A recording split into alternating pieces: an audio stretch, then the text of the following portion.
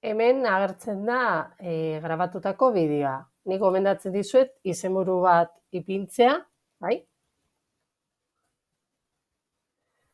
Eta orain bideoa hasi da grabatzen. Entzuten dela, hemen bestelako tresnak dituzuela.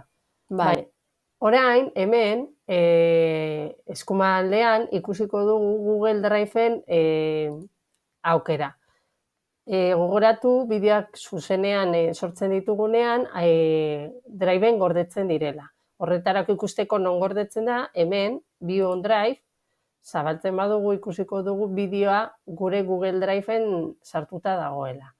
Konkretuki, Screencastify karpeta batean.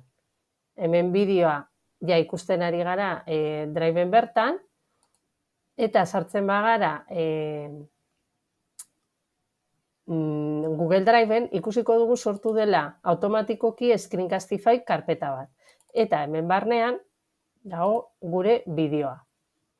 Gogoratu beste aukera ditugula. Kasu honetan, pribado dago, hau da bakarrik nik ikusteko, eta nahi badut publikoki jarri edo gure domeinuko erabiltzaileak ikusteko, hemen aukera daukagu zuzenean, baimena ipintzeko bideo honi.